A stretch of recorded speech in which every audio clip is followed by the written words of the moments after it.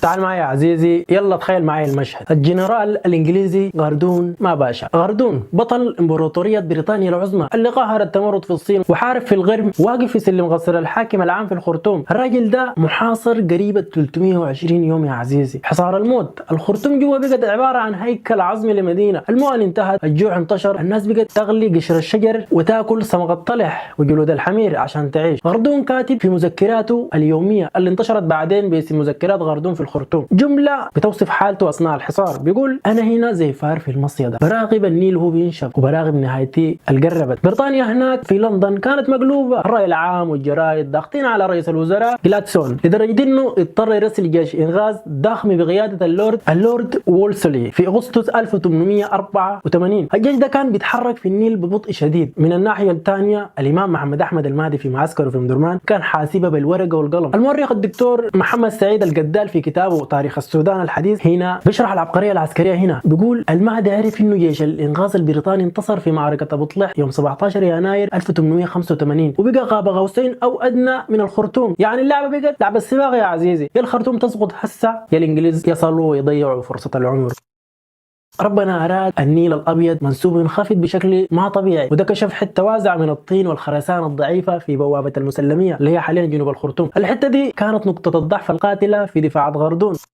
نجي يا عزيزي لساعة صفر. في ليلة 26 يناير الجو كان برد شديد والظلام دامج. صدرت الأوامر الصامتة لجيش المهدية. آلاف من الأنصار زحفوا في طين بدون أي صوت، لابسين الجب المرقع وشايلين في يدينهم سيوف الرماح وبنادق المارتيني البسيطة. في اللحظة دي المؤرخ البريطاني المشهور وينستون تشرشل رئيس وزراء بريطانيا المستقبلي في كتابه اللي هو حرب النهر بوصف درامي رهيب قال: آلاف من الأرواح الجسورة كانت تتحرك في عتمة الليل مدفوعة بإيمان مطلق تعد للموت في سبيل الحرية والتخلص من الاستعمار. الكتاب ده يا عزيزي هو المرجع الانجليزي الاهم لمعارك السودان، وتشرشل ده حلل في حصار وسقوط الخرطوم بعبقرية شديدة ووصف شجاعة الانصار. لكن شرشل ده نفسه ما كان حاضر لحظة سقوط الخرطوم في يناير 1885. كان وقتها لسه طالب صغير في انجلترا عمره 10 سنين كده، لكن جاء السودان بعدين كضابط مراسل حربي مع جيش كيتشنر في معركة كرري سنة 1898 وكتب كتابه بناء على شهادات ووثائق الحصار. نرجع باقي قصتنا. ومع اول خيوط فجر 26 يناير السكون ده كان انتهى، واهتزت اركان الخرطوم بتكبيرات الله اكبر ولله الحمد. الانصار تدفقوا من الثغره دي زي الطوفان، ما في اي قوه بشريه بتقدر تقف قدامه. شوارع الخرطوم بقت ساحه لملحمه اسطوريه، وعساكر غردون المنهكين من الجوع ما قدروا يثبتوا ثواني قدام حماس رجال بايعوا على الموت وعايزين وطنهم. غردون باشا لقى نفسه في المواجهه الاخيره، لبس ملابسه العسكريه البيضاء كامل الشعرات وشهر سيفه ومسدسه ووقف على راس سلم الغص بكبرياء مكسور. ورغم انه المهدي كان مدي اوامر صارمه للامير عبد الرحمن النيومي بضروره اسر غردون حيا عشان يساوم به البريطانيين او لحياه سياسيه ثانيه، الا انه طبينه السنين ودم الشهداء في شيكان والجزيره ابى، وحماس اللحظه خلوا السيوف تسبق التعليمات، وفي دقائق سقط غردون صريعا على سلالم الغصب، ومع نزول دمه سقطت هيبه الامبراطوريه البريطانيه في التراب السوداني. والمفارقه التاريخيه يا عزيزي انه بعد يومين بس، يعني يوم 28 يناير، وصلت البواخر البريطانيه تل اللحويين مشحونه بالجنود عشان ينقذوا غردون. الغاده فتحوا المناظير بتاعتهم وهم متلهفين، بدل ما يشوفوا غردون مستنيهم لقوا رايات المهديه بترفرف في الخرطوم وفوق القصر.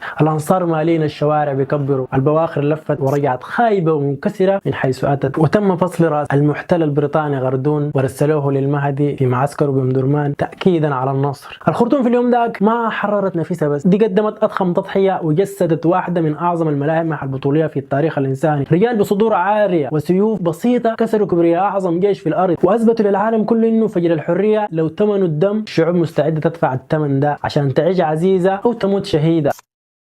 بتحرير الخرطوم وقتل غردون، تفتكر يا عزيزي الحكايه انتهت؟ لا طبعا، زي ما عارف الحكايه ده بدت، وان شاء الله في الحلقات الجايه حنعرف بعد مقتل غردون الحصل شنو، وكيف ردت بريطانيا على الاذلال والاهانه دي. وطبعا غردون بالنسبه لهم ما زول هين، لكن احنا بالنسبه لنا هين. لكن سؤالي لك يا عزيزي، لو كان النجومي قدر ينفذ اوامر المهدي وجاب له غردون حي، هل كان مجرى الاحداث في السودان حيتغير؟ منتظرك في التعليقات، وتاكد دائما يا عزيزي انا برد على كل تعليقاتك باذن الله. في النهايه زي ما بنقول، فلتعيش الجمهوريه بسلام، فليعيش السوداني بسلام، والسلام عليكم ورحمه الله.